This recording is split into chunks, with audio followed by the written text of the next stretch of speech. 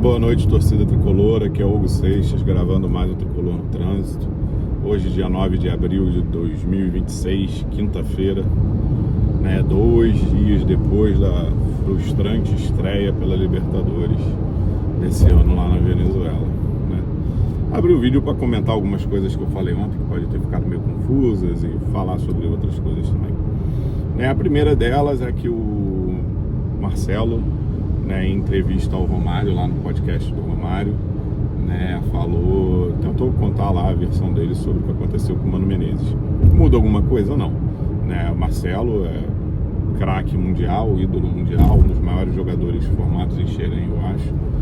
Eu acho que ele briga fortemente pelo primeiro lugar de maior lateral esquerdo da história do futebol brasileiro e, quiçá, do futebol mundial. E talvez esse brigue fortemente é o fato de ele nunca ter conquistado uma Copa do Mundo. Talvez, se ele tivesse conquistado uma Copa do Mundo, daria para colocar como o maior. Enfim, é isso. O que ele fala é que ele convivia com o Mano Menezes, que o Mano Menezes nunca fez questão de falar com ele e tal, que ele não tinha problema nenhum em ser reserva, que ele não tinha problema nenhum em entrar só nos finais do jogo e tal, dos jogos, mas que naquele momento, quando o Mano Menezes, que não fala com ele, não fala nada, aí vem, e abraça, encosta nele e tal, ele falou: pô, tu não fala comigo, tu não encosta em mim, então coloca a mão em mim. E é isso. Existem várias histórias sobre o Marcelo, de questões de convívio dentro do grupo, de questões de escolher o jogo que jogava, de questões de como lidava com alguns fãs e tal, que coloca que ele não é uma pessoa de sorrisos também e tal. E aí chegou no time, ele se acha grande, o Mano Menezes se entendia como comandante do time, Acredito eu que a orientação necessária para o jogo era passado. Ninguém precisa ser amigo de ninguém. E aí, se o Mano Menezes fez aquilo para fazer figuração para a torcida, ou não, acho que não. Acho que o Mano não seria esse tipo de pessoa. Mas o Marcelo entendeu dessa forma. E, enfim, foi isso. A questão é, eu já falei, a gente... resultados bons do Fluminense a gente coloca muito na conta do técnico, nos últimos anos. E para mim, o único que eu acho que, se mudasse o técnico, talvez o desfecho poderia não ter sido favorável, é a gente escapar do rebaixamento em 2024. Eu acho que o Mano Menezes, de fato, é o grande responsável por aquilo ali. De resto, eu acho que a gente tinha um bom time e conquistou por méritos do grupo, não só do treinador. E aí, falando nisso, eu coloco aqui, acho que o Zubeldia demora para mexer no time, acho que o Zubeldia às vezes mexe errado, mas a culpa também não é só do Zubeldia. A gente tem um grupo que não tem uma liderança forte, a gente tem um grupo que carece de um jogador decisivo entre os titulares, um jogador decisivo com pulmão também entra nessa questão. E aí isso acaba que atrapalha em alguns momentos. O Zubeldia deu uma entrevista recente, que demorava para mexer porque não tinha um jogador com as mesmas características quando o time estava jogando bem. Cara, o treinador não pode mexer só para isso, o treinador tem que mexer para mudar o jogo. E às vezes está jogando bem, o gol não sai, você está numa reta final ali, às vezes é isso, 25 minutos para acabar o jogo, o outro time está melhor, ficando melhor fisicamente, está começando a apresentar uma melhora no jogo. Você está ganhando de 1-0, pô, mas meu time está bem. Tá, e aí seu time agora vai se defender bem, É isso. Porque senão o seu time vai ser pressionado, o outro time está melhor fisicamente, e aí o outro time vai fazer um gol porque você não quis mudar a característica do time porque ele estava bem, Ou vai botar lá 5 jogadores, 4 jogadores, sem estar no clima do jogo na reta final do jogo, e isso vai fazer com que o outro time tenha maior facilidade também de te fazer um gol, O Zubeldia precisa mudar essa chavinha, mas acho que parte do problema está no elenco do Fluminense. Uma coisa que eu falei ontem, Primeiro, Samuel Xavier tem que virar banco do Fluminense. O titular é o Guga. Tá certo que vem quase 1 para 1 aí no revezamento, mas eu acho que também não é para ficar sendo assim. Eu acho que o titular é o Guga. Segundo, independente do Samuel Xavier ser titular ou não, o Fluminense precisa de outro capitão. Tá? O Samuel Xavier pode ter até a liderança dele dentro do elenco, né? Mas não pode ser o capitão do Fluminense. Tá? Concordo com o Fio, né?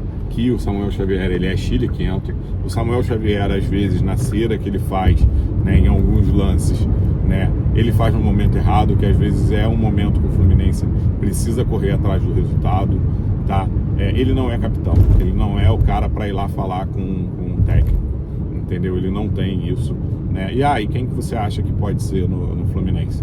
Eu acho que vale testar o JK, né? Mas o JK, né, até dava para ver assim, né? Ele fala que ele já foi meu time, ele melhorou a forma dele de falar e tal, né? Mas ele tenta ser, né, algum tipo de liderança dentro do elenco, pelo menos em campo, né? Talvez seja o cara para falar com o árbitro. Quem é o cara que sempre corre para falar com o árbitro, que é maluco, né? Tem uma questão de imposição física, é o Freite. Com a questão do Freite, né, é o problema com a torcida, né, que talvez não goste muito disso, mas talvez seja o cara para ser se ele for titular, para ser o capitão do Fluminense, né? E, como eu já falei aqui, vendo os lances do cara, vendo o jeito do cara jogar, eu nem sei se ele era capitão no time dele, né? Boa ideia, procurar saber se o cara é capitão no time dele, né?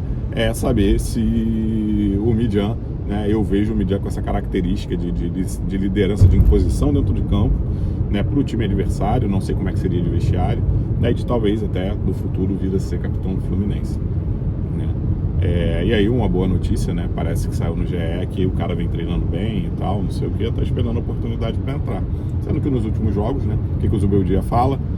Não quero botar ele aqui sem entrosamento e tal, né? E aí a gente tem a parada para a Copa do Mundo e o Freitas volta jogando bem. E o Freitas não toma o terceiro amarelo dele no Campeonato Brasileiro. E aí como é que você vai botar o Midian, né?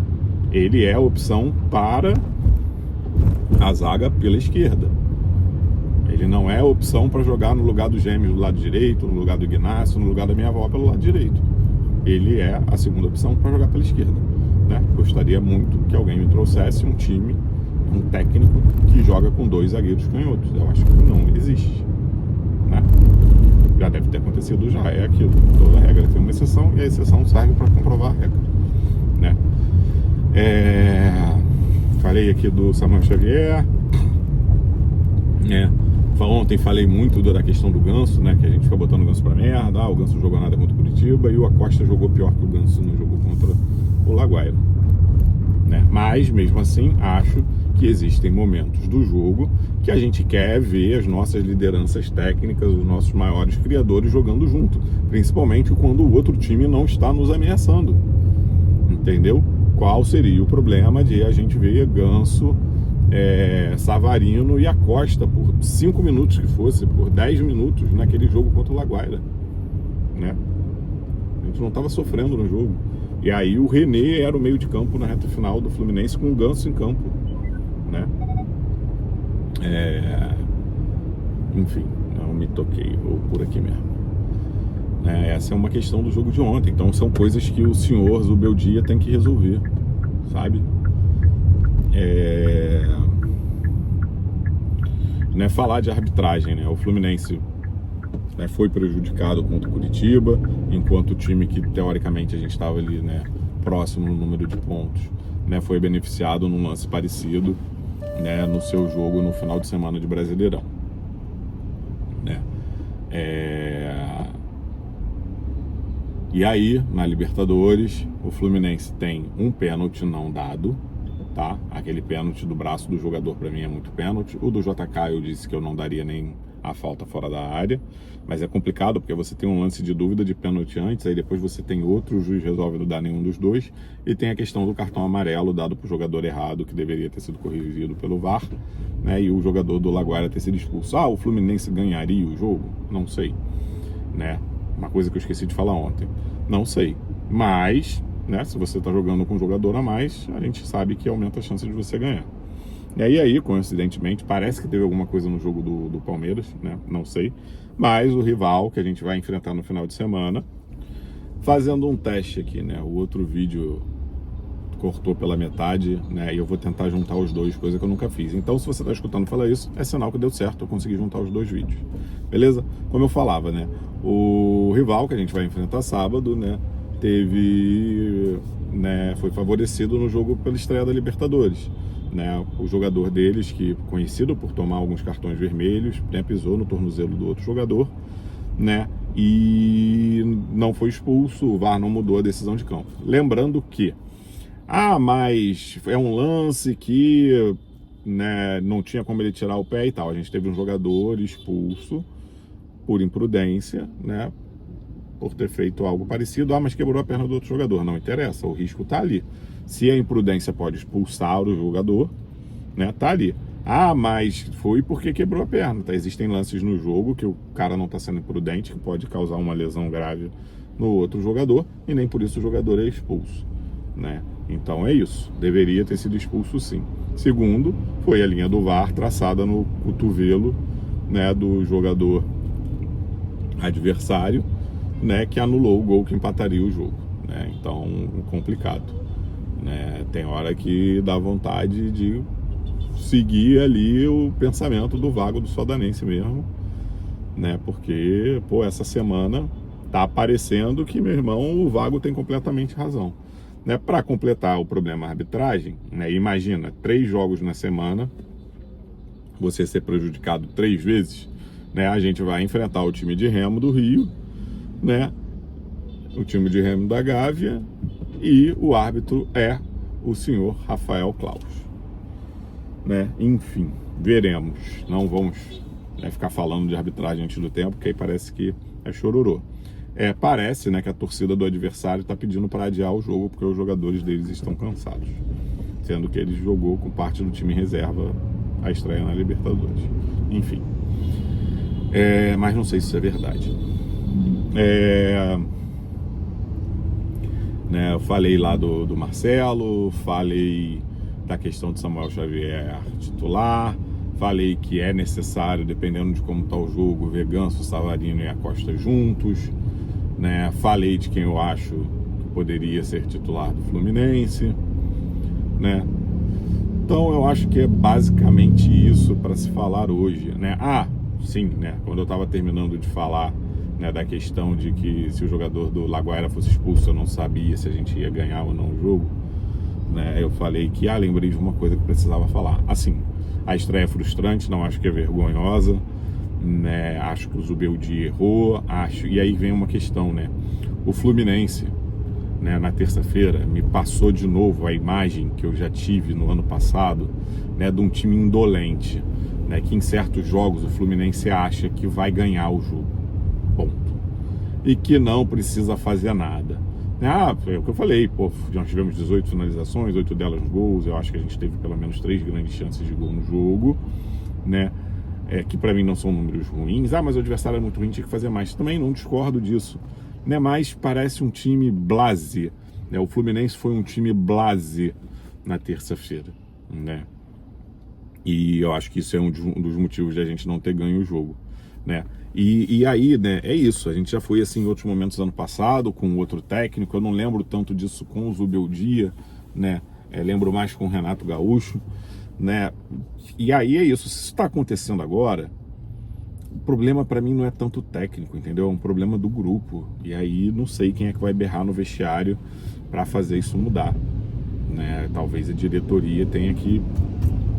Teve um jogo nosso que acontece algo parecido, que eu achei o Zubeldia para baixo esse ano, né? Não sei se o Zubeldia já viu que esse grupo não tem como injetar esse ânimo, né, quando parece que os caras não querem, né? Sei lá, acho que faltou isso também no Fluminense, né? Talvez está faltando alguém gritando no vestiário sem ser para falar de Jesus, entendeu? Que é o que o Fábio faz. Então é isso, né? O time, e uma outra coisa, né? O time do Zubeldia, né, ele tem momentos da parte irritante do dinizismo, tá?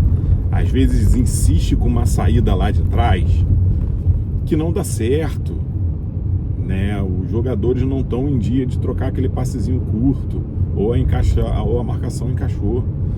E a outra coisa é ficar num reme no ataque, precisando fazer gol, né? Ontem eu falei isso, a gente monte de adversário nos últimos jogos, pressionaram o Fluminense, né?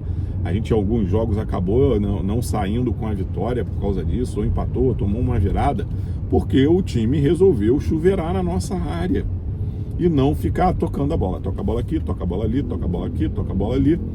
E, meu irmão, a maioria dos times de futebol fazem isso quando estão precisando de gol no final do jogo, que o outro time está todo retrancado. E aí a gente contratou um atacante alto, né? Pô, esse momento desse toquinho foi completamente desnecessário. A gente, na emergência de tentar fazer um gol, a gente termina o jogo dando um toque para trás. Não pode, entendeu? Não pode. Então tem isso, né? Desse time do Fluminense, eu não vou falar o time do Zubeldia, tem esses momentos, né, jogos que é meio blasé e aí parece que vai ganhar a qualquer momento e não faz o suficiente para ganhar, né?